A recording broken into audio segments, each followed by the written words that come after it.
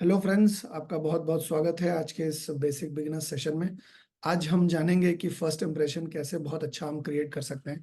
क्योंकि कहते हैं first impression is the last impression. जब भी हम किसी से बात करने जाते हैं, जब भी हम किसी से किसी भी तरह की चर्चा करते हैं, चाहे वो सोशल हो या बिजनेस के बारे में हो, तो लोग हमें देखकर ही एक निर्णय पर पहुंच जाते हैं, लोग हमें देखकर ही एक निष्कर्ष पे पहुंच जाते हैं और वो पहले ही हमें जज कर लेते हैं। हम भी जब किसी को देखते हैं तो हम भी पहली नजर में बहुत सारी चीजें हमारे सबकॉन्शियस ब्रेन में चलती हैं, जिसकी वजह से हम या तो उन पे विश्वास कर पाते हैं या तो उनसे हमें कुछ सही सिग्नल्स नहीं मिलते हैं, तो हमें उन्हें विश्वास हो सकता है ना भी कर पाए। तो बहुत इंपॉर्टेंट है कि हमारा पहला इंप्रेशन किसी भी व्यक्ति के ऊपर बहुत अच्छा पड़े। क्योंकि अगर हमारा पहला इंप्रेशन अच्छा पड़ता है तो हमारा बाकी का काम आसान हो जाता है। कहते हैं well begun is half done. तो हम कैसे अपना इम्प्रेशन, पहला इम्प्रेशन अपने काम में, रेनेटस में, सेल्स में, इन जनरल कैसे बेहतर कर सकते हैं, इसके बारे में हम जानते हैं। तो चलिए हम लोग स्लाइड में अपनी आगे चलते हैं। प्रोफेशनल अपीयरेंस फ्रेंड्स बहुत ज़्यादा ज़रूरी है। क्योंकि आप देखेंगे हर चीज़ को करने की एक अलग ड्रेस है।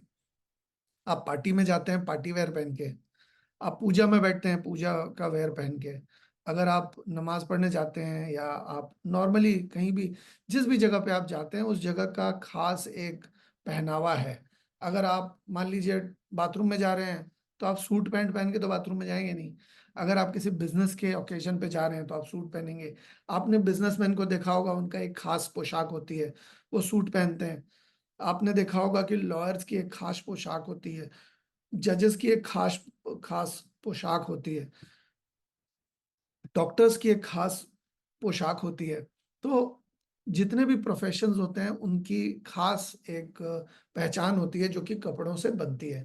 अगर कोई मॉडलिंग करते हैं तो उनके मतलब वेशभूषा से और उनके कपड़ों से, और उनके, अगर कोई फिल्मों में काम करते हैं तो उनको देख कर लगेगा कि ये फिटनेस इंडस्ट्री से है या ये तो बेसिकली अपीयरेंस, आपका ओवरऑल हुलिया जो है या ओवरऑल आपका, आप दिखने में कैसे लग रहे हैं, ये बहुत ही ज्यादा इम्पोर्टेंट रोल प्ले करता है।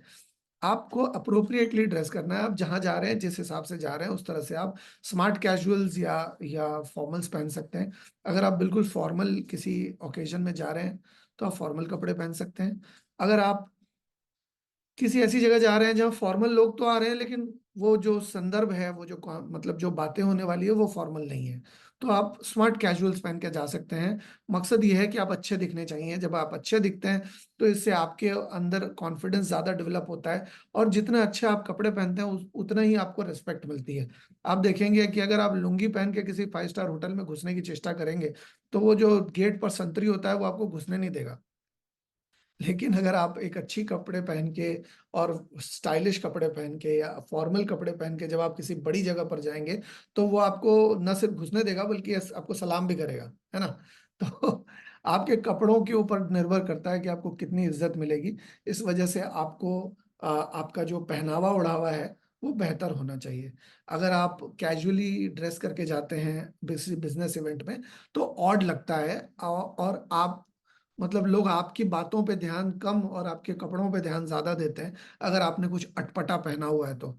आप अगर देखिए कि बहुत सारे एग्जांपल्स हैं। अगर आप, मैं न्यूज़ रीडिंग कर रहा हूँ, मैं आपको न्यूज़ सुना रहा हूँ और मैं न्यूज़ चैनल का एंकर हूँ, तो अगर यहाँ पर मतलब सलमान खान जी की तरह अगर बैठ जाऊंगा बिना कपड़े पहने तो शायद आपका ध्यान मेरे कपड़े ना पहने होने के ऊपर ज्यादा जाएगा और मेरी बातों के ऊपर कम।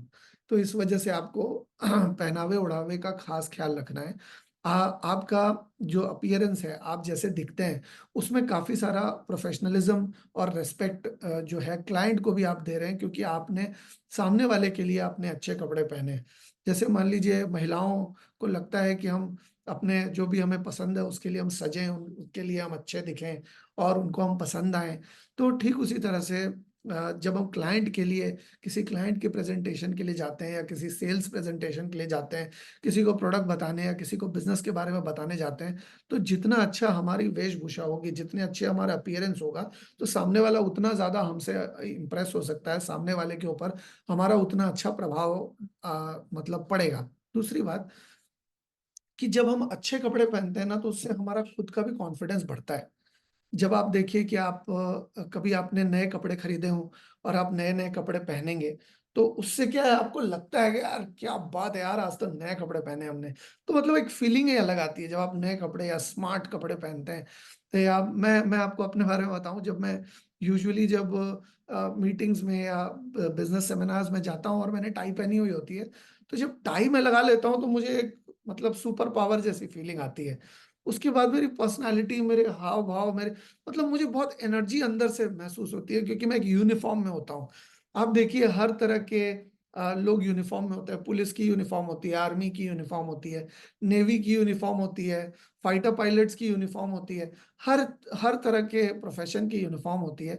तो अगर आप सेल्स की इंडस्ट्री में, अगर आप रेनेटर्स के साथ जुड़े हुए हैं, तो आपकी भी एक यूनिफ़ॉर्म है। अगर आप भी साफ कपड़े पहने, आयरन किए हुए कपड़े पहने, अच्छे दिखेंगे आप, और जितना अच्छे आप दिखेंगे, उतना आपको कम मेहनत करनी पड़ेगी समझाने में, क्योंकि आपका आपका जो अपीयरेंस है, आपके जो हाव-भाव हैं, आपके जो ओवरऑल आपकी जो पर्सनैलिटी है, वो आपका आधा से ज़्यादा काम वही कर देगी।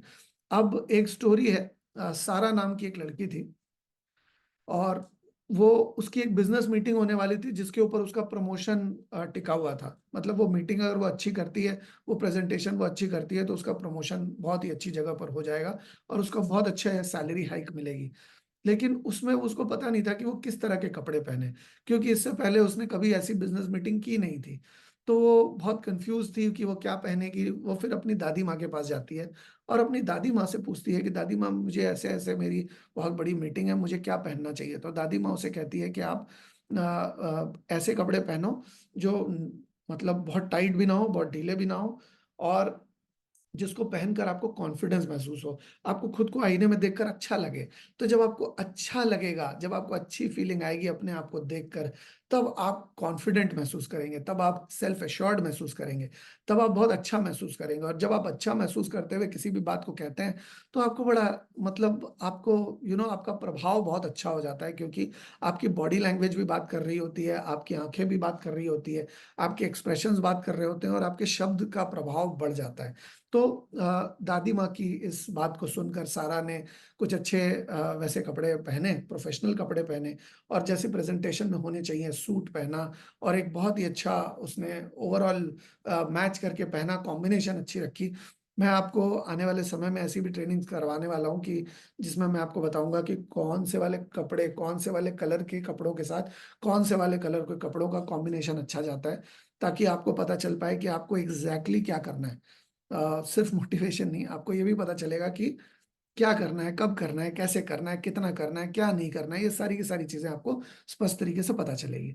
तो सारा ने भी कुछ ऐसा ही किया, दादी माँ की बात मानकर उसने एक बहुत ही प्रोफ़ेशनल कपड़े पहने, और वो प्रोफ़ेशनल कपड़ों में वो इतनी अच्छी लग रही थी, वो इस प्रोफ़ेशनल कपड़ों में खुद को इतना अच्छा महसूस कर रही थी कि उसके जो भी उसने प्रिपरेशन की थी, जो भी उसने तैयारी की थी, वो बहुत ही अच्छी तरह से साकार रूप से वो सामने आई लोगों के सामने, और उसको उसको देखकर इतना आकर्षक उसे देखकर इतने आकर्षक फीलिंग आ रही थी लोगों को कि वो लोग उसकी प्रेज़ेंटेशन को अपने आप पसंद करने लगे।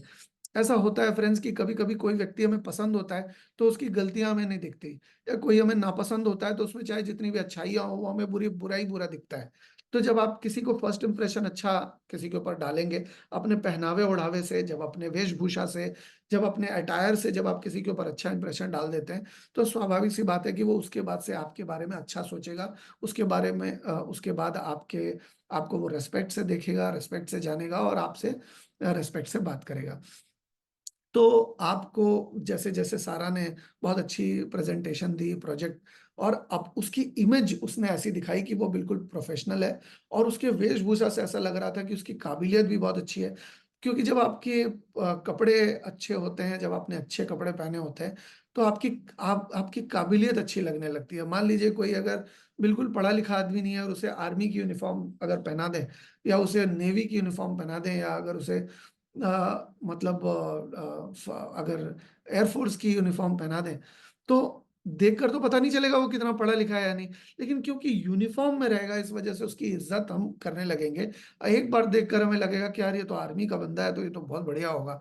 आप देखिए कि आप एड्रेस भी उसी से पूछते हैं जिसकी वेशभूषा आपको ठीक लगती है, या कोई आर्मी वाला या कोई यूनिफ़ॉर्म वाला, पुलिस वाला या सिक्योरिटी वाला जब आपको मिलता है, तो आप उससे एड्रेस पूछने में ज़्यादा सिक्योर महसूस करते हैं, ये है ताकत अपीयरेंस की। आप कैसे कपड़े पहन रहे हैं, आप किस तरह से आप अपने आप को पेश कर रहे हैं सामने वाले के सामने। तो आपकी कॉम्पिटेंस, आपका आपको सामने जो जितने भी लोग हैं वो आपको रिस्पेक्ट करना शुरू करेंगे। जब आपको लोग रिस्पेक्ट करेंगे, तो उससे उस रिस्पेक्ट को आप अपने बिज़नेस में इस्तेमाल कर सकते हैं। आप इस्तेमाल कर सकते हैं अपने बिज़नेस के कन्वर्जन में, उनको प्रोडक्ट देने में, उनको बिज़नेस में अपने साथ जोड़ने में और अपने साथ रिलेट करने में, अपने ऊपर विश्वास दिलाने में आप अ, क्योंकि आपको विश्वसनीय लगना होगा। हम चाहते तो हैं कि सब हम पर विश्वास करें, लेकिन हम अपनी विश्वसनीयता पे काम नहीं करते। हम अपने एक विश्वास पात्र बनने के लिए जो-जो चीज़ें हमें करनी चाहिए, वो हम नहीं करते, जिसकी वजह से कहीं न कहीं जाने-अनजाने में लोग हम पे विश्वास नहीं करते हमें हमारे पूरे प्रयास के बाद भी।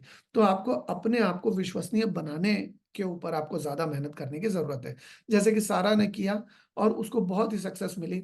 उसने बहुत अच्छी प्रेज़ेंटेशन की थी, इसकी वजह से उसको बहुत ही अच्छा प्रमोशन मिला और उसके बाद से लोग उसको बहुत ही रिस्पेक्ट की नज़र से देखने लगे, क्योंकि वो हमेशा कपड़े अच्छे पहनती थी, क्योंकि वो हमेशा प्रोफ़ेशनल रहती थी, क्योंकि उसके बॉडी लैंग्वेज से एक बहुत ही प्रोफ़ेशनल और बहुत ही काबिल, होनहार होने की फीलिंग आती थी और ये सब कुछ उसके कपड़ों की वजह से। तो हमारे कपड़े हम किस तरह से पहनते हैं, कैसे पहनते हैं, ये बहुत ही ज़्यादा बड़ा इम्पैक्ट प्ले करता है। हम मुँह से हाय हेलो बोलेंगे, उसके पहले हमारे कपड़ों से सामने वाला हमें जज कर लेता है।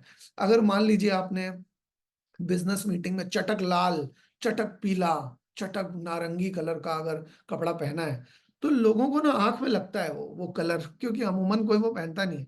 तो गोविंदा वाली जो ड्रेसिंग सेंस है, वो फ़िल्मों में तो अच्छी है, लेकिन बिज़नेस में अच्छी नहीं है। आपने कभी भी किसी भी बिज़नेसमैन को फ्लोरेसेंट कलर का जैकेट या पीला रंग का, नीला रंग, या नीला तो ख़ैर कॉमन है, पर पीला रंग का या लाल रंग का या इस तरह के कपड़े पहने हुए आपने नहीं देखा होगा। वो डार्क कलर के सूट्स और लाइट कलर की शर्ट ही पहनते हैं अमूमन। तो आपके पहनावे-ओढ़ावे के ऊपर बहुत कुछ निर्भर करता है। इस वजह से अगर आप अपने पहनावे-ओढ़ावे पे ध्यान देंगे, तो आपका बिज़नेस अपने आप थोड़ा-थोड़ा कर आगे बढ़ना शुरू हो जाएगा, क्योंकि और आप अपनी टीम को भी यही मकसद अगर आप बताएँगे कि वो अपने वेशभूषा के ऊपर ध्यान दें, अपने पहनावे-ओढ़ावे के ऊपर ध्यान दें, तो आपसे आपका बिज़नेस इससे काफ़ी ऊँचाइयों तक जाएगा, बड़ी तेज़ी से आगे बढ़ेगा। इसके अलावा कॉन्फिडेंस और एंथुसियाज़्म, ये जो उत्साह है, ये बहुत ज़रूरी है। आम तौर पे लोग उत्साहित नहीं होते।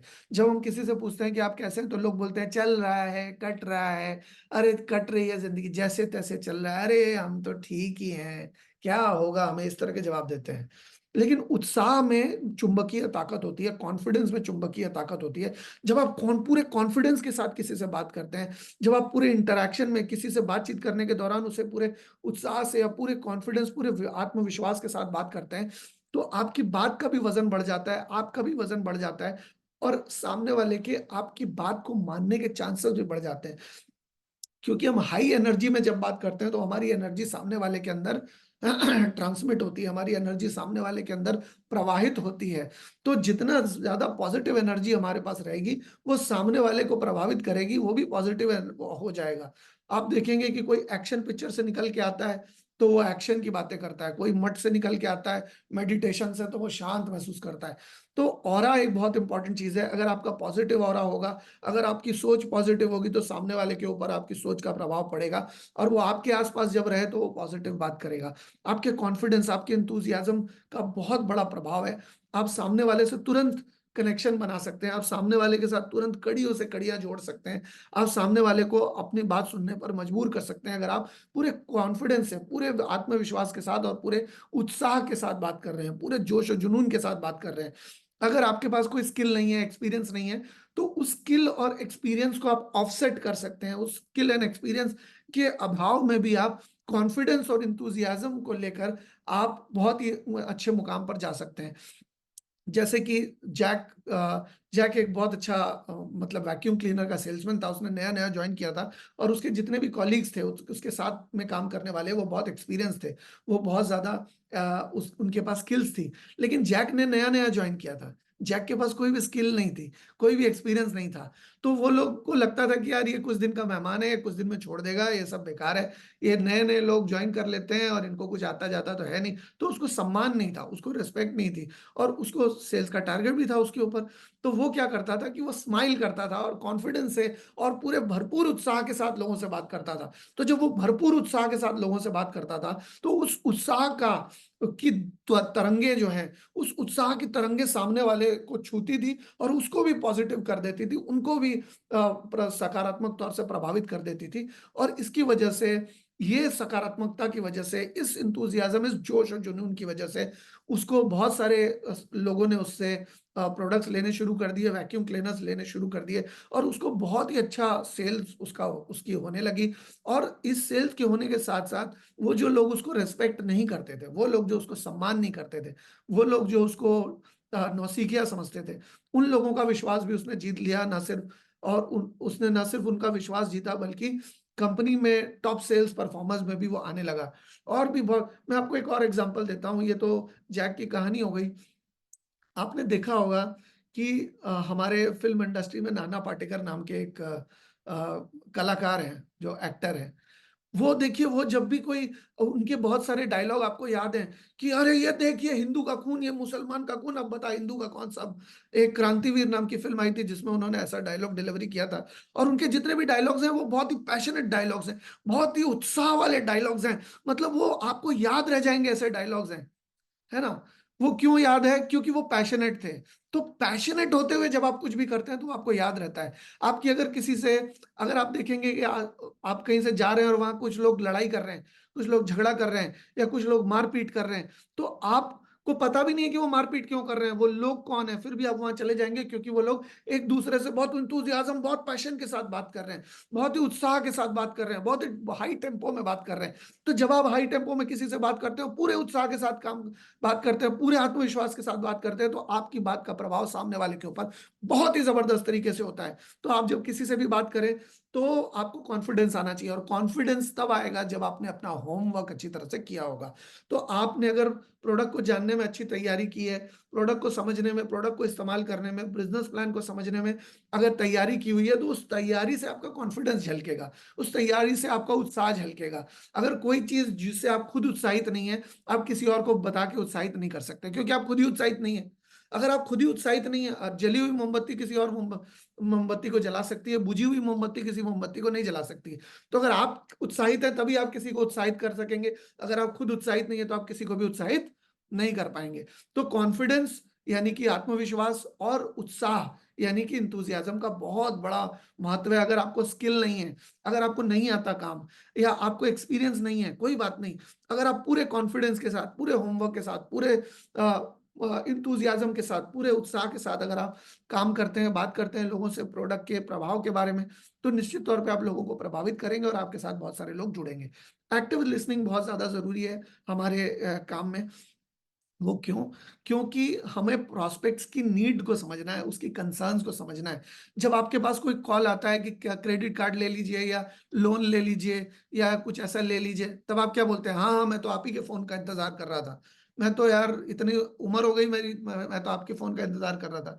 आपने अभी तक फ़ोन क्यों नहीं किया? अरे हाँ, मुझे आपका क्रेडिट कार्ड चाहिए। हाँ, मुझे लोन चाहिए। अरे दे दीजिए। ऐसा कोई भी बोलता है क्या? जब उसको इस तरह के फ़ोन आते हैं तो वो बोलता है कि नहीं, नहीं मुझे तो नहीं चाहिए, मुझे तो नहीं चाहिए, मुझे नहीं चाहिए, है ना? तो आप देखिए कि प्रॉस्पेक्ट की नीड को भांपे बिना, प्रॉस्पेक्ट की कंसर्न्स, प्रॉस्पेक्ट को क्या चाहिए, उसको उसके लिए क्या ज़रूरी है, ये जाने बिना अगर अपनी चीज़ें आप उसको चिपकाने में लगे हुए हैं तो आपका काम नहीं बनने वाला। आपको सबसे पहले समझना पड़ेगा, उसको सुनना पड़ेगा और सुनकर समझना पड़ेगा कि उसकी क्या ज़रूरत है, उसको क्या चाहिए, उसकी क्या महत्वाकांक्षा है, उसकी क्या डिज़ायर्स है, उसकी क्या ड्रीम्स हैं। उसको क्या चाहिए प्रोडक्ट से, उसको क्या चीज़ की ज़रूरत है, उसकी ज़रूरत को भाँपना पड़ेगा। हमारा जो काम है वो ज़रूरत भाँपने का काम है, प्रोडक्ट तो ज़रूरत भाँपने के बाद हम दे ही देंगे। लेकिन जब तक हम ज़रूरत ही नहीं भाँप पाएँगे तब तक हम गीली लकड़ी में आग जला रहे हैं, कभी आग नहीं जलने वाली। तो आपको पहले सामने वाले की बात सुननी है, एक्टिव लिसनिंग बहुत ज़रूरी है। ये जो हमारा काम है बोलने से ज़्यादा काम हमारा सुनने का है। जितनी अच्छी तरह से हम सुन पाएँगे, उनकी बातों को जितनी अच्छी तरह से समझ पाएँगे, उतने ही बेहतर तरीके से हम अपने प्रोडक्ट को उसके साथ इंटीग्रेट करके, उनके नीड्स के साथ जोड़कर उन प्रोडक्ट्स को उनको बता पाएँगे। तो आपको आप जब किसी की बात सुनते हैं तो सामने वाले को लगता है कि ये आप किसी को इंपॉर्टेंस देते हैं, क्योंकि आप जब किसी की बात सुनते हैं, क्योंकि अमूमन तो लोग भरे बैठे हैं, कोई किसी की बात नहीं सुन रहा, हस्बैंड वाइफ की बात नहीं सुनती, वाइफ हस्बैंड की बात नहीं सुनता, माँ बाप बच्चों की बात नहीं सुनते, बच्चे माँ बाप की बात नहीं सुनते, दोस्त हमारी बात नहीं सुनते, दुश्मन हमारी बात क्यों सुनेंगे। तो इस दुनिया में कोई भी हमारी सुनना नहीं चाहता। तो जब हम किसी की बात सुनते हैं, समझते हैं, तो सामने वाले को लगता है कि देखो ये मेरी कदर करता है, ये मेरी बातें सुन रहा है, ये देखो मेरी बातें समझ रहा है और मुझे वैल्यू दे रहा है, मेरे पॉइंट को समझ रहा है, मेरे जो भावनाएं हैं उसके साथ एक मत है ये। तो जब ये चीज कोई समझता है कि ये हमारे साथ मतलब जुड़े हुए हैं या हमारी बात को समझ सकते हैं, तो लोग ऐसे लोगों के साथ जुड़े रहना चाहते हैं जो आपकी बात को सुनते हैं, समझते हैं, आपको समझ सकते हैं। क्योंकि बहुत सारे लोगों को आप कहते हुए सुनेंगे कि यार ये तो कोई हमें समझता ही नहीं, कोई हमारी तकलीफ नहीं समझता, कोई मेरे दृष्टिकोण से देखता ही नहीं, इस तरह से बहुत सारे लोगों को आप कहते हुए सुनेंगे। तो आप जब एक्टिव लिसनिंग करेंगे तो आपका आधा काम तो सुनने से ही हो जाएगा, क्योंकि आपको पता चल जाएगा सामने वाले को क्या चाहिए। अगर किसी को रबड़ी चाहिए आप खिरमोहन देंगे तो काम नहीं चलेगा, किसी को गुलाब जामुन चाहिए आप उसको रसगुल्ला देंगे तो उसको अच्छा नहीं लगेगा। लेकिन जिसको जो चाहिए पहले जान लीजिए, फिर उसको वही दे दीजिए, या अपने प्रोडक्ट के जरिए उसको बता दीजिए कि ये चीज आपको हमारे प्रोडक्ट के जरिए इस तरह से मिल सकती है, तो वो आपका प्रोडक्ट चला के लेना चाहेगा। अब जैक की जो सेल सक्सेस थी वो इसी वजह से थी, क्योंकि अभी हमने जैक का एग्जांपल दिया, तो वो इस वजह से थी क्योंकि वो क्लाइंट्स की नीड्स को सुनता था, उनकी कंसर्न्स को सुनता था, उनके डिजायर्स को जानता था, और जानकर अपने प्रोडक्ट की पिच उसी अनुसार उनको देता था। क्यों, जो मान लिया उनको समस्या है, जो मान लिया उनको प्रॉब्लम है, या मान लिया उनको ये वाली चीज चाहिए, अब अपने प्रोडक्ट के जरिए उनको वो जो नीड है, उनको जो चाहिए, वो उनको अपने प्रोडक्ट के जरिए कैसे मिलेगा ये समझा दीजिए, काम हो गया। मैं दोबारा दोहराता हूँ, जो सामने वाले की नीड है, जो सामने वाले की जरूरत है, वो हमारे प्रोडक्ट के जरिए वो जरूरत कैसे पूरी होगी, इस बात को अगर आप सामने वाले को समझा देंगे तो काम हो जाएगा। क्योंकि उसको तो जरूरत पूरी करने करने से मतलब है। हमारे प्रोडक्ट के जरिए अगर उसकी जरूरत पूरी होती है, हमारे प्रोडक्ट के जरिए अगर उसका प्रॉब्लम सॉल्व होती है, तो वो तो गले में मिल लेगा हमसे, वो तो एक्चुअली हम हमारे प्रोडक्ट को लेना चाहेगा। लेकिन उसे पता चलना चाहिए कि हमारे प्रोडक्ट से वाकई में उसका काम होगा।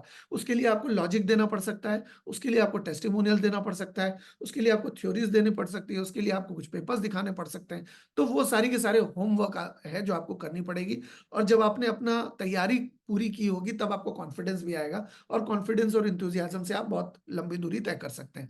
तो जैक ने भी ऐसा ही किया था, वो ध्यान से सुनता था, सुनकर समझता था कि उसके क्लाइंट को क्या जरूरत है, क्या उसकी महत्वाकांक्षा है, और उसकी कंसर्न्स क्या क्या है, उसकी तकलीफें क्या क्या है, उन और अपने प्रोडक्ट के बारे में बताता ही वो इस तरह से था कि लोगों को लगता था कि हमारी प्रॉब्लम सॉल्व हो जाएगी, ये जैक वाला प्रोडक्ट ले लेते हैं तो ठीक है। वो सिर्फ सुनता नहीं था, वो सुन के समझता भी था। बहुत सारे लोग सुनते हैं सिर्फ जवाब देने के लिए, बहुत सारे लोग सुनते हैं सिर्फ जवाब देने के लिए, रिप्लाई करने के लिए, बहस करने के लिए। लेकिन आपको सुनना पड़ेगा समझने के लिए। जब आप समझने के लिए सुनते हैं तो आप बेहतर से बेहतर रिजल्ट सामने वाले को दे पाते हैं। कभी आपको अपना एजेंडा पुश नहीं करना चाहिए। अपने अपने जबरदस्ती अपना पापड़ सेकेंगे या जबरदस्ती अपने प्रोडक्ट को धक्का लगाएंगे तो उसको पुश सेल कहते हैं। लेकिन जब आप एक्टिव लिसनिंग करके सामने वाले को की नीड फुलफिल करते हैं, सामने वाले को जो चाहिए वो उसको देते हैं, तो वो एक्चुअल सेल है। पुश सेल को सेल नहीं कहते। पुश सेल तो आप धक्का लगा रहे हैं, प्रोडक्ट को जबरदस्ती किसी को देने की चेष्टा कर रहे हैं। आपको जबरदस्ती चेष्टा नहीं करनी है। Product should sell itself. आपको सामने वाले की नीड समझनी है और अपने प्रोडक्ट को उसकी नीड के साथ जोड़ देना, हो गया काम खत्म। आपको कभी भी जोर जबरदस्ती नहीं करनी, आपको जोरा जोरी या जबरदस्ती करने की जरूरत ही नहीं है। सामने वाले की नीड समझिए और उसको अपने प्रोडक्ट के जरिए उस नीड को फुलफिल करने का मौका दीजिए। आप ओपन एंडेड क्वेश्चंस पूछिए, कुछ ऐसे सवाल पूछिए जिसका विस्तृत जवाब हो, और सामने वाले को कहने दीजिए, आप सुनिए कि वो क्या कहना चाहता है, वो क्या उसकी उसकी क्या मनोदशा है, वो आपको समझ में आनी चाहिए। इसके अलावा नॉलेज और एक्सपर्टीज बहुत इंपॉर्टेंट है अगर आपको फर्स्ट इंप्रेशन क्रिएट करना है तो। आपको अपनी नॉलेज और एक्सपीरियंस दिखाने का कोई मौका मिलना चाहिए आपके प्रोडक्ट और सर्विसेज को लेके। क्योंकि जब आपके पास नॉलेज और एक्सपर्टीज होती है तो लोग आपके नॉलेज की वजह से आपके साथ जुड़ते हैं, आपके एक्सपीरियंस की वजह से आपके साथ जुड़ते हैं, आपके स्किल की वजह से आपके साथ जुड़ते हैं। तो आप देखिए कि किसी किसी की नॉलेज हमें अच्छी लगती है तो हम उस व्यक्ति की बात को विश्वास करते हैं। आप सोचिए कि आप टीवी खरीदने किसी शोरूम में गए, वॉशिंग मशीन या फ्रिज खरीदने किसी शोरूम में गए, उस शोरूम के रिप्रेजेंटेटिव ने बहुत अच्छी तरह से बात की आपसे और उसके फीचर्स के बारे में बहुत अच्छी तरह से बताया आपको। आपके पास चॉइस है कि आप उसकी बात माने या ना माने, वो आपके लिए बिल्कुल अनजान व्यक्ति है। लेकिन जब वो विस्तार से बताता है, डिटेल में एक एक पॉइंट आपको एक्सप्लेन करता है, तो आपको लगता है कि नहीं यार, इतनी डिटेल में बता रहा है तो जरूर इस बात में कुछ सच्चाई होगी। तो आप उसकी बात को सुनते भी हैं, मानते भी हैं, और उसकी बात को सही मान के आप अपना डिसीजन भी लेते हैं ना। वो तो अनजान व्यक्ति है, उसकी बात क्यों मान रहे हैं? इसलिए मान रहे हैं क्योंकि वो नॉलेजेबल है, उसकी नॉलेज, उसके एक्सपीरियंस के ऊपर बेस करके आप अपना परचेज डिसीजन लेते हैं। अब अगर कोई टैक्सी चला रहे हैं, उनकी टैक्सी में बैठते हैं क्योंकि आपको पता है कि उनको रास्ता पता होगा, आपको पता है कि इनको एक्सपीरियंस है गाड़ी चलाने का। आप उनको जानते नहीं है। जिस टैक्सी में आप बैठ रहे हैं, जिस उबर या ओला कैब में आप बैठ रहे हैं, आप उस ड्राइवर को जानते नहीं है, लेकिन आपको पता है कि इसको एक्सपीरियंस है ना, इसको नॉलेज है गाड़ी चलाने की, इसको एक्सपीरियंस है गाड़ी चलाने का, आप ये विश्वास करते हैं। तो ठीक उसी तरह से लोग भी हम पे विश्वास तभी करेंगे जब हमारे पास नॉलेज होगी, जब हमारे पास एक्सपीरियंस होगा। क्योंकि नॉलेज और एक्सपीरियंस क्रेडिबिलिटी और ट्रस्ट प्रोस्पेक्ट के मन में डेवलप करती है। क्रेडिबिलिटी यानी कि विश्वसनीयता, और ट्रस्ट भी एक तरह से विश्वसनीयता ही है। क्रेडिबिलिटी हम over a period of time develop करते हैं, और ट्रस्ट जो है ये एक फीलिंग की चीज है कि हमें या तो ट्रस्ट है या तो नहीं है। इसके अलावा आप देखेंगे कि जब आपके पास एक्सपीरियंस होता है, जब आपके पास नॉलेज होती है, तब आपके पास तीन चीजें हैं देने के लिए। प्रोडक्ट तो दे ही रहे हैं आप, लेकिन प्रोडक्ट को जब आप एक्सपीरियंस के साथ और नॉलेज के साथ देते हैं तो उसका रिजल्ट कई गुना बढ़ जाता है। सामने वाले को रिजल्ट 100% आता है। जैसे मैं जब किसी को प्रोडक्ट बताता हूं तो 100% रिजल्ट आता है। क्यों? क्योंकि मेरे पास तजुर्बा है, क्योंकि मेरे पास एक्सपीरियंस है, क्योंकि मेरे पास नॉलेज है। जब आपके पास भी ये नॉलेज होगी, जब आपके पास भी ये एक्सपीरियंस होगा, तब आप भी जिसको भी प्रोडक्ट देंगे उसको रिजल्ट आएगा। क्यों? क्योंकि आप जब किसी को प्रोडक्ट दे रहे हैं तो सिर्फ प्रोडक्ट दे रहे हैं, लेकिन जब नॉलेज और एक्सपीरियंस के साथ साथ प्रोडक्ट दे रहे हैं तो आपका एक्सपीरियंस भी काम कर रहा है, आपकी नॉलेज भी काम कर रही है, और प्रोडक्ट तो काम कर ही रहा है। तो तीन चीजें देते हैं जब आपके पास तीन चीजें होती हैं तो। इसी वजह से बहुत सारे लोग मतलब इंश्योरेंस जैसी चीज खास करके एक एक्सपीरियंस्ड एजेंट से लेना चाहते हैं, क्योंकि उसके पास नॉलेज है, क्योंकि पास उसके पास एक्सपीरियंस है, और वो आफ्टर सेल सर्विस दे सकता है because of that knowledge and because of that expertise. इसके अलावा आप देखिए कि हर कस्टमर को अपने डिजायर्ड रिजल्ट से मतलब है, हर कस्टमर को अपने नीड से मतलब है, हर कस्टमर को अपने संभावित लाभ से मतलब है। उनको आपके प्रोडक्ट से कोई लेना देना नहीं है ना। उनको सिर्फ आप अपने संभावित लाभ से मतलब है, जो उनको लाभ चाहिए उससे मतलब है। अब जब आप नॉलेज के जरिए, एक्सपीरियंस के जरिए आप उनको बता देते हैं कि उनको वो डिजायर्ड रिजल्ट कैसे आएगा, तो उनको फायदा ज्यादा होता है, उस बात को मानने के लिए विवश होते हैं वो। और सही प्रोडक्ट अगर आप उनको दे रहे हैं लेकिन राइट नॉलेज के साथ नहीं दे रहे, राइट एक्सपीरियंस के साथ नहीं दे रहे, तो काम आपका बनेगा नहीं। तो आपके पास राइट नॉलेज और राइट एक्सपर्टीज होना बहुत जरूरी है, और ये डेवलप होगी आपको सुबह की 8 बजे की ट्रेनिंग आप रेगुलर बेसिस पे अटेंड करेंगे तो यहाँ नॉलेज ही मिलती है सिर्फ। इस नॉलेज को आप लेकर बिजनेस में आगे बढ़ सकते हैं। इसके अलावा क्लियर कम्युनिकेशन बहुत जरूरी है।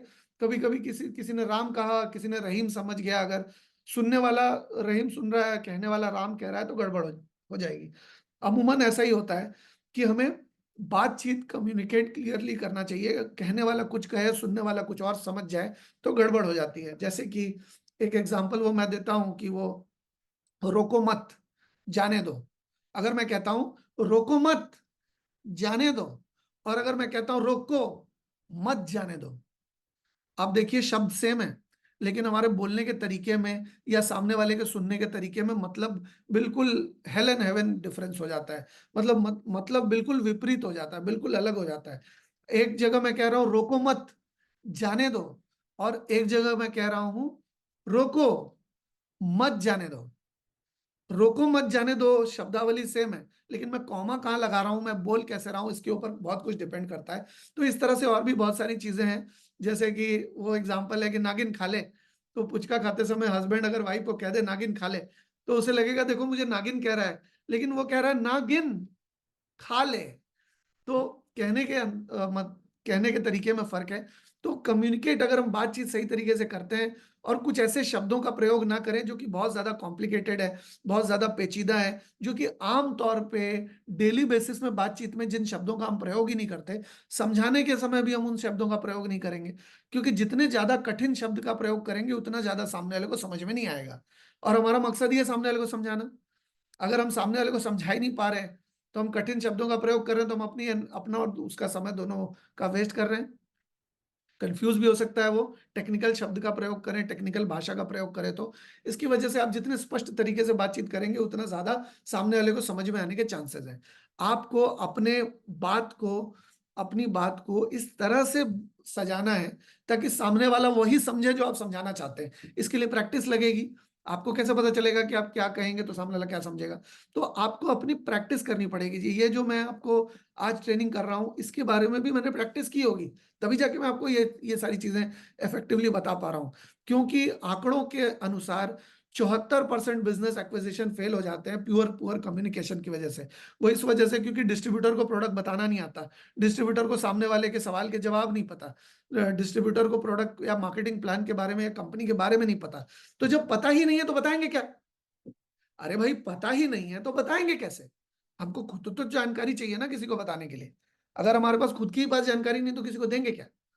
तो इस वजह से आपको कम्युनिकेशन सही तरीके से आनी चाहिए। आपको कम्युनिकेशन बहुत जरूरी है। इसके अलावा हमने क्या कहा ये उतना जरूरी नहीं है, सामने वाला क्या समझा ये जरूरी है, क्योंकि हमारा मकसद तो सामने वाले को समझाना ही था। अगर हमने समझाया और सामने वाला नहीं समझा तो हमारा मकसद तो फेल हो गया ना। हम समझाना चाह रहे थे लेकिन वो समझा ही नहीं। तो हमारा बात करने का, हमारा समझाने का मूल मकसद है कि वो समझ जाए। लेकिन अगर वो नहीं समझता है तो हमारा बताना फेल हो गया। तो क्या समझ रहा है ये ज्यादा जरूरी है, हम क्या समझाना चाह रहे हैं ये जरूरी नहीं। कभी कभी लोग कहते हैं अरे नहीं आप समझ नहीं पा रहे, मेरी बात नहीं समझ रहे आप, अरे नहीं आप समझ नहीं रहे मेरी बात को। तो आप देखेंगे कि एक कम्युनिकेशन में गैप है, समझाना कुछ चाह रहा है वो समझ नहीं रहा है। तो अल्टीमेटली समझाना उद्देश्य है। तो आपको अपने शब्दों को इस तरह से बनाना पड़ेगा, अपने शब्दों को इस तरह से फ्रेम करना है, शब्दावली को इस तरह से रखना है ताकि सामने वाले को आसान शब्दों में समझ में आ पाए आपकी बात। ज्यादा पेचीदा करेंगे, ज्यादा लंबा खींचेंगे तो सामने वाला कंफ्यूज हो जाएगा और सामने वाले को बात समझ में नहीं आएगी। आप रेस्पेक्ट करिए सामने वाले की। अगर सामने वाले की रेस्पेक्ट करेंगे तभी वो आपको रेस्पेक्ट करेगा। अगर सामने वाले से अगर तमीज से पेश आएंगे, प्रोफेशनलिज्म दिखाएंगे, तब सामने वाला आपको ट्रस्ट करेगा। तो आपको प्रोस्पेक्ट को रेस्पेक्ट करने की जरूरत है। आपको सलीकेदार होने की जरूरत है। आपको आपको उस विनम्र होने की जरूरत है। आप रिस्पॉन्सिव होंगे, आप जो भी सामने वाला बोल रहा है उसको, सामने वाले को सही तरीके से आपको रिस्पॉन्स करना है। रिलायबल बनना है, विश्वसनीय बनना है, भरोसेमंद बनना है। आपको बातचीत में अगर आपके आपके हाव भाव से, आपके आपके आचरण से अगर सामने वाले को लगता है कि आप ट्रस्ट वर्दी हैं, आप कर्टियस हैं, आप सलीके से पेश आ रहे हैं, आप इज्जत से बात कर रहे हैं और सामने वाले को रिस्पॉन्स दे रहे हैं अच्छी तरह से, और सामने वाला पूरे भरोसे के साथ आपसे बात कर सकता है, तो इससे सामने वाला आपसे प्रोडक्ट लेना चाहेगा और आपके साथ जुड़ना चाहेगा। और क्योंकि आप हर किसी को रेस्पेक्ट चाहिए, है ना? हर कोई रेस्पेक्ट किए जाना चाहता है। सही कह रहा हूं? हर किसी को रेस्पेक्ट चाहिए। अच्छा, अब अगर आप सामने वाले को रेस्पेक्ट नहीं करेंगे तो सामने वाला रेस्पेक्ट करेगा। अगर आप गाली दे के बात करेंगे तो वो भी गाली दे के बात करेगा। आप देख लीजिए सड़क पे दो अनजान लोग, अगर मैंने किसी को गाली दी तो वो भी मुझे गाली देगा। मैं अगर उससे तमीज से बात करूंगा वो भी मुझसे तमीज से बात करेगा। मैं उससे चिल्ला के बात करूंगा वो भी मुझसे चिल्ला के बात करेगा। तो आप देखिए कि गिव एंड टेक होता है रेस्पेक्ट में। अगर आप सामने वाले को पहले रेस्पेक्ट करेंगे तभी सामने वाला आपको रेस्पेक्ट करेगा, है ना? तो आपको कभी भी आपके प्रमोशन को सीरियसली नहीं लेगा अगर आप उसको रेस्पेक्ट नहीं करेंगे तो। आपके प्रोडक्ट को, आपके मार्केटिंग प्लान को, आपकी कंपनी को कभी भी वो, या आपको भी सीरियसली नहीं लेगा अगर आप उसको सीरियसली नहीं लेते, आप उसको रेस्पेक्ट नहीं करते तो, है ना? आप जब प्रोफेशनली बिहेव करते हैं और आप जब रेस्पेक्ट करते हैं अपने प्रोस्पेक्ट्स को, तो कोई कंपटीशन नहीं होता आपका, क्योंकि बहुत सारे लोग ऐसा नहीं करते। तो जब आप प्रोफेशनली बिहेव करते हैं, जब आप रेस्पेक्ट करते हैं अपने कस्टमर्स की या प्रोस्पेक्ट्स की, तो आपका रिजल्ट का रेशियो बहुत बढ़ जाता है। आप बहुत सक्सेसफुल हो सकते हैं अपने रेनेटस के करियर में जब आप प्रोफेशनलिज्म, क्योंकि बहुत सारे लोग प्रोफेशनलिज्म करते ही नहीं है। प्रोफेशनलिज्म से कोई लेना देना नहीं है। मतलब बहुत सारे लोग, मतलब इसको प्रोफेशनलिज्म, मतलब वो बिल्कुल एक विशेषज्ञ की तरह पेश नहीं आते। वो कहते तो हैं कि हम स्वास्थ्य विशेषज्ञ हैं, लेकिन उनका हाव भाव, उनके आचार विचार, उनकी बातचीत से विशेषज्ञ वाली कोई बात लोगों को लगती नहीं है। तो आप विशेषज्ञ कह रहे हैं अपने आप को, तो आपको विशेषज्ञ पहले बनना भी पड़ेगा। खोखले विशेषज्ञ की को कोई भी क्यों विश्वास करेगा? अगर आपको कोई आके कहेगा हम हेल्थ के विशेषज्ञ हैं, तो आप जानेंगे ना पहले कि वो विशेषज्ञ हैं भी कि नहीं। अगर बिना जाने तो आप उनके ऊपर विश्वास करेंगे नहीं। ठीक है? तो आप रेस्पेक्ट करेंगे तो ही सामने वाला आपको रेस्पेक्ट करेगा, और प्रोफेशनलिज्म से पेश आएंगे तो बढ़िया रहेगा। सिंसियरिटी से अगर आप सिंसियर हैं, अगर आप वाकई में उनका भला चाहते हैं, आप वाकई में उनको फायदा देना चाहते हैं, तो ये जो भावना है वाकई में उनको फायदा देने की, वाकई में उनको बेनिफिट पहुंचाने की, तो ये सामने वाले को पता चल जाता है। सामने वाले को पता चल जाता है कि अपने बेनिफिट के लिए बात कर रहा है या मेरे बेनिफिट के लिए बात कर रहा है। सामने वाला बेवकूफ नहीं है। सामने वाले को पता है कि अगर मैं पेशेंस से बात कर रहा हूं, या मैं, अगर सामने वाले को पता है कि अगर मैं धोखाधड़ी कर रहा हूं, या मैं उसको टोपी बनाने की चेष्टा कर रहा हूं, या झूठे वादे कर रहा हूं, बड़ी बड़ी तारीफें अपनी पुल तारीफों के पुल बांध रहा हूं अपने, सामने वाला भांप जाता है। वो हमारे बॉडी लैंग्वेज से सामने वाले को पता चल जाता है ना। तो अगर आप सिंसियरिटी मतलब सामने वाले के प्रति व्यक्त करते हैं, अगर एक जेन्युइन भाव होता है आपके अंदर सामने वाले को मदद करने का, सामने वाले को बेनिफिट पहुंचाने का, उसको फायदा देने का, तो ये जाने अनजाने में सामने वाले को महसूस हो जाता है कि नहीं, ये बंदा जेन्युइन है और ये वाकई में मेरा फायदा चाहता है। तो जब उसको सबकॉन्शियसली पता चल जाता है, सिंसियरिटी जो है वो आपको सबकॉन्शियस ब्रेन में, आपके अवचेतन मन में पता चल जाता है कि कौन सिंसियर है कौन नहीं, है ना। तो जो लोग लोगों को वेशभूषा से और बिहेवियर से, बॉडी लैंग्वेज से पता चल जाता है, तो जैसे ही उनको पता चलता है वैसे ही वो या तो हाँ कह देते हैं अपने दिमाग में, या तो ना कह देते हैं। अगर वो मुंह से हाँ कहने से पहले वो पहले दिमाग में हाँ या ना कहेंगे, तो आपको कुछ ऐसा करना है जिससे वो पहले दिमाग में हाँ कहें और बाद में मुंह से हाँ कहें। तो दिमाग में हाँ कहलवाने के बहुत सारे तरीके मैं अभी तक आपको बता चुका हूँ। कुछ चीजें और बताता हूँ। लोग आपके ऊपर पहला इंप्रेशन, आपके बारे में पहली राय कायम कर लेंगे पहले 10 सेकंड में या पहले 4 सेकंड में, क्योंकि आप मुंह से हाय हेलो बोले या आप अपना परिचय दें, उससे पहले वो आपको देख करके अपने एक निष्कर्ष पे पहुंच चुके हैं। कोई कोई हमें पहली नजर में बंदा पसंद आ जाता है, कोई कोई हमें पहली नजर में लगता है कि यार ये तो कैसा बेकार बंदा है। तो ये पहली नजर में बहुत सारी चीज हो जाती है ना। ये कोई इमरान हाशमी का अलग गाना नहीं गाएंगे, पहली नजर में ऐसा वो वाला गाना नहीं गाएंगे। हमारा मकसद यहाँ पर ये है कि पहली नजर में हमारे एक्चुअली क्या है, ह्यूमन एवोल्यूशन से, हमारी जब मानव सभ्यता विकसित हुई तब से दूर से देखकर हमें समझ में आ जाता था कि ये जानवर हमें नुकसान पहुंचाएगा या नहीं। तो अगर नुकसान वाला लगता था तो हम भाग जाते थे वहां से। ये तब की बात कर रहा हूँ जब मतलब आदिकाल में जब पत्ता पहन के इंसान चलते थे और भाले से शिकार करते थे, फूल पत्ते खा के रहते थे। पत्ते, आदिवासी जब हम थे बहुत पूरे पहले, मतलब स्टोन एज में, है ना, तब तब हम ऐसा ही करते थे कि किसी को देखकर भाप जाते थे कि डेंजर है या नहीं। डेंजर है तो भागो यहाँ से, और डेंजर नहीं है तो फिर कोई दिक्कत नहीं है। आज भी जानवर इसी इसी मेंटालिटी से चलते हैं। तो पहले 4 सेकंड में हम चाहे चाहें या ना चाहें, हमारा एक इंप्रेशन बन जाता है सामने वाले के प्रति, हमारा एक मन में एक भाव पैदा हो जाता है सामने वाले के प्रति। तो हम ये चीज जाने अनजाने में किसी के बारे में भी इंप्रेशन हमारे दिमाग में बन जाता है। चाहे वो कोई भी हो जो हमारे आसपास आए, वो लड़का हो लड़की हो, अंकल जी हो। आप देखिए ट्रेन में आप बैठे हैं या पब्लिक ट्रांसपोर्ट में बैठे हैं, फ्लाइट में बैठे हैं, किसी को एक बार देखकर आप उसके बारे में थोड़ा बहुत निष्कर्ष निकाल लेते हैं कि ये क्या होगा, कैसा होगा, इससे बात करनी चाहिए या नहीं करनी चाहिए, इससे फेवर लेना चाहिए या नहीं लेना चाहिए। आपको कुछ कुछ बातें पता होती हैं। वो इसीलिए पता होती है कि किसी को देखकर आप भाप जाते हैं कि इससे बात करनी चाहिए नहीं करनी चाहिए, बंदा ठीक है या नहीं ठीक है। ये हमारे ब्रेन में इनग्रेव्ड है। ये पुरातन काल से, कई दसों हजारों सालों से हमारे दिमाग में ये चीज प्लांट की गई है। हमारे ह्यूमन एवोल्यूशन या मानवीय सभ्यता जो विकसित हुई है, इसमें ये हमारे अवचेतन मन में ये फिट हो गया है। तो ये this is not something that we can do anything about, इसका हम कुछ कर नहीं सकते। ये हमारे दिमाग में फिट है। वो चाहे औरत हो मर्द हो कोई भी हो, ये दिमाग में है ही हमारे। तो जैसे ही कोई, जिस सेकंड जिस पल कोई हमें पहली पहली बार देखता है, उसके दिमाग में या तो पॉजिटिव सिग्नल आता है या तो नेगेटिव सिग्नल आता है। और उसके अवचेतन मन में होता है, ये सबकॉन्शियस माइंड में होता है ना। कभी कभी किसी को देखकर आप सोचते हैं कि यार इसको देखकर मुझे कुछ ठीक नहीं लगता, या दाल में कुछ काला लगता है, या मुझे ये बंदा ही पसंद नहीं है। आपने कभी बात नहीं की है उससे, लेकिन आप दूर से ही देख के भाप रहे हैं, नहीं नहीं ये तो मुझे बंदा ही पसंद नहीं है, नहीं नहीं ये बंदा मुझे बहुत अच्छा लगता है। बात कभी नहीं हुई है आपकी। क्या कभी ऋतिक रोशन से बात हुई है क्या? लेकिन फिल्म वालों को पता है कि वो फर्स्ट इंप्रेशन कैसे क्रिएट करना है, इसलिए हीरो की एंट्री वो लोग एकदम शानदार करते हैं, धुआंधार करते हैं, ताकि आपके ऊपर उनका फर्स्ट इंप्रेशन बहुत अच्छा क्रिएट हो जाए। और एक बार आपके मन में फर्स्ट इंप्रेशन किसी हीरो का अच्छा क्रिएट हो गया, तो उसके बाद तो आप उस हीरो को हीरो बना देते हैं बिल्कुल। तो आप देखिए कि सबकॉन्शियस माइंड में हमारे साथ ऐसा होता है कि हम कहते हैं कि नहीं यार ये मुझे कुछ अच्छा नहीं लग रहा है, नहीं यार मैं इस पर दाव नहीं लगा सकता, यार मुझे ये बंदा पसंद नहीं है।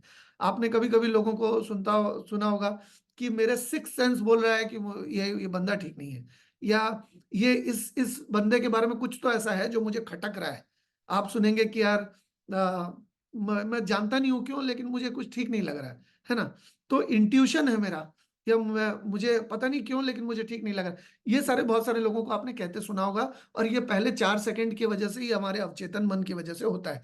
तो आप फर्स्ट इंप्रेशन अगर अच्छा क्रिएट करना चाहते हैं, तो जो भी बातें मैंने आपको बताई है वो आप कर सकते हैं। साथ ही साथ और भी कुछ चीजें हैं जो कि आप कर सकते हैं फर्स्ट इंप्रेशन को बेहतर बनाने के लिए। संक्षिप्त में मैं आपको बताता हूँ। आपकी जो वेशभूषा है, आप जो पहनावा ओढ़ावा है, आपका जो हेयर कट है, आपका जो ग्रूमिंग है, वो बेहतर होनी चाहिए। जिसके साथ आप बात करने जा रहे हैं, उससे 10% बेहतर कपड़े पहनने हैं आपको, 10% बेहतर।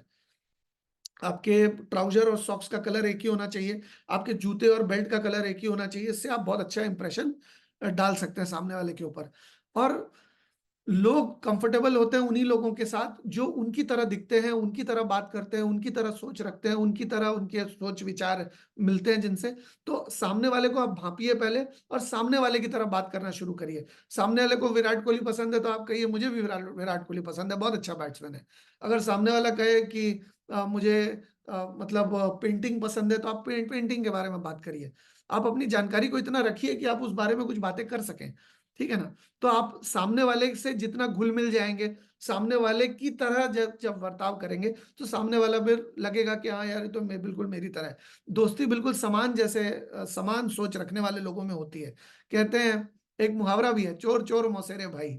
मतलब जो बिल्कुल एक जैसे होते हैं, या birds of same feather flock together. तो जो सामंजस्य रखने वाले लोग होते हैं वो आपस में घुल मिल जाते हैं। तो आप जब सामने वाले के साथ एज अ प्रोस्पेक्ट सामंजस्य रखेंगे, तो वो सबकॉन्शियसली आपके साथ जुड़ जाएगा, ब्रेन के लेवल पे आपके साथ जुड़ जाएगा। तो आप उनके साथ समानता ढूंढिए, आप उनके बिलीव्स, आप उनके वैल्यूज, उनके अपीयरेंस, उनके हाव भाव, उसके साथ अपीयरेंस ढूंढिए। अरे आपके भी यहाँ तिल है, अरे मेरे भी यहाँ तिल है, अरे आपको भी डिंपल पड़ता है, अरे मुझे भी डिंपल पड़ता है, ये देखिए ये रहा डिंपल मेरा। ठीक है? तो इस तरीके से, खैर इस तरह से नहीं, पर मैं तो आपको एक एग्जांपल दे रहा हूँ। इसके अलावा आपके शरीर से दुर्गंध नहीं आनी चाहिए, आपकी जो स्मेल है वो क्लीन होनी चाहिए। अच्छा, आपके हेयर ट्रिम एंड नीट होने चाहिए। चाहे वो आप, ऐसा नहीं कि नाक के बाल बाहर आ गए हैं, या मतलब अलग अलग जगह से अलग अलग चीजें आपकी नजर आ रही है, ऐसा नहीं होना चाहिए। क्योंकि अगर आप किसी से बात करने जाएंगे और आपका मतलब उस तरह का कुछ अटपटा सा है, तो लोगों का सारा ध्यान उस चीज के ऊपर चला जाएगा, आपकी बातों के ऊपर उतना ध्यान लोगों का नहीं जाएगा। इस वजह से आपका फिजिकली अच्छा अपीयर होना बहुत जरूरी है, जितने अच्छे दिख सकते हैं। अरे शादी के दिन ही क्यों अच्छे लगेंगे, बाकी के दिन क्यों अच्छे नहीं लग सकते? पार्टी में जाएंगे तभी क्यों बन ठन के जाएंगे, अदरवाइज क्यों नहीं जा सकते? आप डेली इस तरह से वेशभूषा रख सकते हैं कि जिस तरह से कि कोई पार्टी में जा रहे हैं, है ना? इसके अलावा सामने वाले को क्या चीज की जरूरत है, सामने वाले को वैल्यूज कौन सी इंपॉर्टेंट है, कस्टमर्स की क्या नीड्स हैं, क्या वांट्स है, क्या बेनिफिट चाहिए उनको, वो जानिए, और उसके हिसाब से अपने प्रोडक्ट को उस अनुसार सामने वाले को बताने की चेष्टा कीजिए। इसके अलावा be on the same page in regards to what your customer needs. उसकी नीड को समझिए और उस नीड के बेसिस पे ही बात कीजिए। नीड के अलावा, उसकी नीड के अलावा कोई और बातें मत कीजिए। इसके अलावा be certain to note your prospects listening and speaking pace. कोई कोई लोग बहुत तेजी से बात करते हैं, कोई कोई लोग बहुत धीरे बात करते हैं, बहुत कम आवाज में बात करते हैं। तो आपको जानने की जरूरत है कि सामने वाला तेज बोल रहा है, सामने वाला धीरे बोल रहा है। अमूमन जो लोग तेज बोलते हैं वो लोग दिमाग में भी तेज सोचते हैं, और जो लोग धीरे बोलते हैं वो लोग दिमाग में भी चीजों को धीरे धीरे प्रोसेस करके बोलते हैं। तो इसको टीमिंग एंड लैडिंग कहते हैं। जब आप सामने वाले की बोलने की पेस को मैच करना शुरू करते हैं, तो सामने वाले का अवचेतन मन जो है, सबकॉन्शियस माइंड जो है, आपके साथ जुड़ना शुरू हो जाता है। आपको अपने प्रॉस्पेक्ट को हमेशा अपने राइट हैंड साइड में रखना है। जब आप किसी से बात कर रहे हैं तो उसको यहाँ रखिए। जब आप उसको यहाँ रखेंगे, अपने राइट हैंड साइड में रखिए, स्ट्रेट मत रखिए, राइट में रखिए, थोड़ा सा टिल्टेड आप होकर बात करिए। इससे क्या होगा, आपका ब्रेन के दो हेमिस्फीयर होते हैं, एक लेफ्ट हेमिस्फीयर, एक राइट हेमिस्फीयर। तो जब राइट हेमिस्फीयर, जब लेफ्ट हेमिस्फीयर, जब हम किसी किसी को अपने राइट की तरफ लगते हैं, तो हमारा लेफ्ट हेमिस्फीयर काम करता है। और लेफ्ट लेफ्ट हेमिस्फीयर जब काम करता है, तो हमारा ब्रेन रिलैक्स रहता है, और हम बेहतर तरीके से अपनी बातचीत में परफॉर्म कर पाते हैं। आप सामने वाले की भाषा से, बिजनेस की भाषा से, प्रोडक्ट्स की भाषा से आपको थोड़ा फेमिलियर होना होगा। क्लाइंट किस तरह की भाषा में बात कर रहा है, हरियाणवी बात कर रहा है, पंजाबी बात कर रहा है, मराठी में बात कर रहा है, बंगला में बात कर रहा है, उड़िया में बात कर रहा है, या तमिल, तेलुगु, मलयालम, कन्नड़ किस में बात कर रहा है। उसकी भाषा, उसका लहजा जितना आप मैच कर पाएँगे, उसकी टर्मिनोलॉजी को समझ पाएँगे, उतना ही बेहतर चांस है कि आप उनको ये प्रोडक्ट्स के बारे में सही तरीके से बता पाएँगे और अपना अच्छा इंप्रेशन, फर्स्ट इंप्रेशन क्रिएट कर पाएँगे। Show sincere interest and fascination with your prospect. Prospect को जो पसंद है वो आपको पसंद होना चाहिए, जो प्रॉस्पेक्ट का इंटरेस्ट है वो आपका इंटरेस्ट होना चाहिए।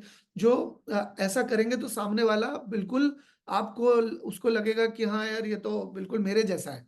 आपका मकसद ये है कि सामने वाले को ये लगना चाहिए कि बिल्कुल मेरे जैसा है।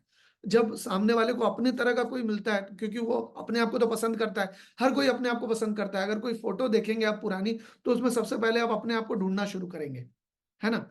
ठीक उसी तरह से आप देखिए कि सामने वाले को तो अपने आप को पसंद कर ही रहा है। अब आप उसके जैसे अगर रहेंगे, तो जब अपने आप को पसंद कर रहा है, तो आपको भी पसंद करेगा, क्योंकि आप उसके उसकी तरह हैं बिल्कुल।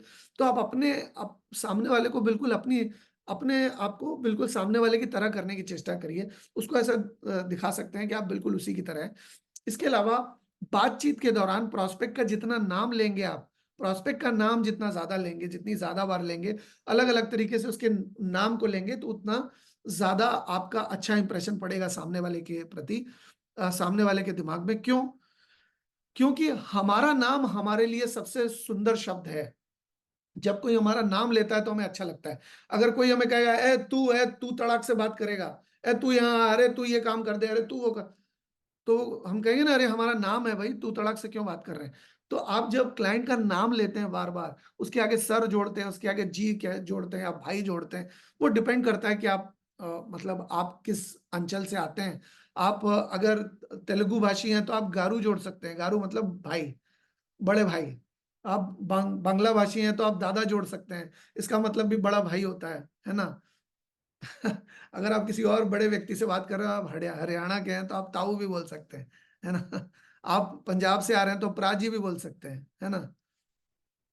तो डिपेंड करता है आप कहाँ से आ रहे हैं, उस तरह की भाषा का आप प्रयोग करते हैं तो सामने वाले को ज़्यादा आपकी बातें समझ में आती है, आप उनके जैसे लगते हैं। और आप उनका नाम लेंगे तो उनका नाम मतलब बिल्कुल शहद की तरह उनके कान में लगता है। जितनी बार नाम लेंगे उतना ज़्यादा, क्योंकि लोग एक-दूसरे का नाम याद नहीं रखते। तो जब आप किसी का नाम याद रखते हैं, तो आप उन्हें डायरेक्टली इनडायरेक्टली ये कह रहे हैं कि आप उनके लिए इम्पोर्टेंट है। इसी वजह से आपका नाम उन्हें याद है। तो आप क्लाइंट का नाम बार-बार आप ले सकते हैं। तो आप नाम बार-बार लेते हैं किसी का अपने कन्वर्सेशन के दौरान, तो उन्हें लगता है कि आप उनको इम्पोर्टेंस दे रहे हैं। किसी का नाम लेना यानी कि उनको इम्पोर्टेंस देना। तो आप ये सारी चीज़ें करते हैं, तो इससे सामने वाले के ऊपर आपका इंप्रेशन बहुत ही अच्छा पड़ेगा और आप सामने वाले का दिल जीत सकते हैं, सामने वाले के साथ बिज़नेस बहुत अच्छी तरह से कर सकते हैं, सामने वाले को अपने साथ सबकॉन्शियसली ब्रेन के तौर पे आप जोड़ सकते हैं। तो ये सारी चीज़ें आप कीजिए फॉर ग्रेट फर्स्ट इंप्रेशन। तो आज के सेशन को हम यहीं पर विराम देते हैं।